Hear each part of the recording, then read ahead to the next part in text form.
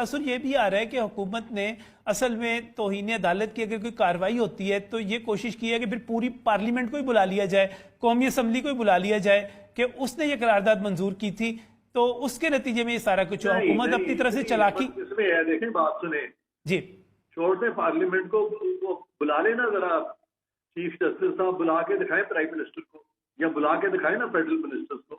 آئین میں تو 248 میں لکھا ہوا ہے کہ وہ اپنے فرائض منصبی میں وزیر اعظم اور وزراء جواب دہ ہی نہیں ہے سپریم کورٹ کو.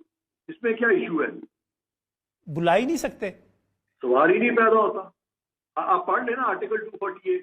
سر آرٹیکل 248 میں نے بار بار پڑھا، لیکن میں نے بار بار یہ بھی دیکھا کہ سپریم کورٹ وزراء اعظم کو بلاتی رہی، بلا کے پیشیاں کرواتی رہی، ان کو نااہل تک کرتی رہی، وہ آرٹیکل 248 کے باوجود ہی کرتی رہی. سر ہاں بڑی اچھی آپ نے بات کی ہے، لیکن جب انہوں نے یہ ایڈونچرزم کرنے کی کوشش کی تھی، اور جب میں اٹارنی جنرل تھا تو اس وقت جب راجہ پرویز اشرف صاحب کو بلانے کی کوشش کی تھی تو ہم نے ان کو بالکل کلیئر کر دیا تھا کہ آپ نہیں بلا سکتے.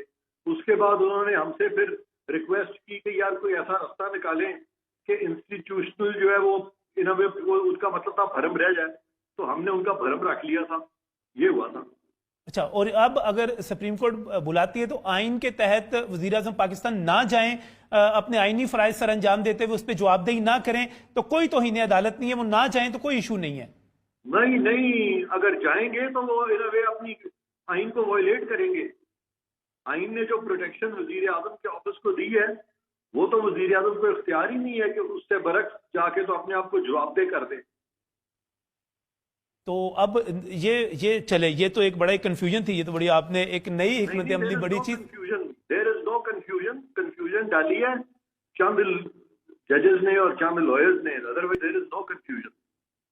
صحیح. اچھا عرفان صاحب، ایک آخری چیز بتا دیجیے گا، فارن فنڈنگ کیس کے حوالے سے عمران خان صاحب نے ایک بڑا حیرت انگیز انکشاف کیا ہے کہ یہ کیس جو ہے ممنوعہ فنڈنگ کیس، وہ کہتے ہیں ختم ہو گیا ہے. اور حالانکہ میں نے جو دیکھا ہو کہ وہ جسٹس محسن اختر کیانی یا جسٹس طارق محمود جہانگیری جب اسلام آباد ہائی کورٹ میں ضمانت منسوخی کے کیس کی سماعت کر رہے تھے تو انہوں نے جو دلائل دیے وہ ضمانت منسوخی کے حوالے سے تھے.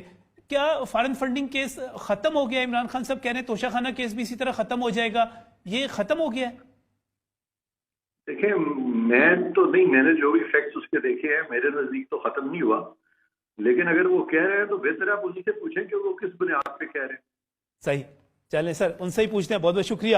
عرفان قائد صاحب ہمارے ساتھ ٹیلی فون لائن پر موجود تھے اور بہت بڑی بات کہہ رہے ہیں کہ پرائم منسٹر آف پاکستان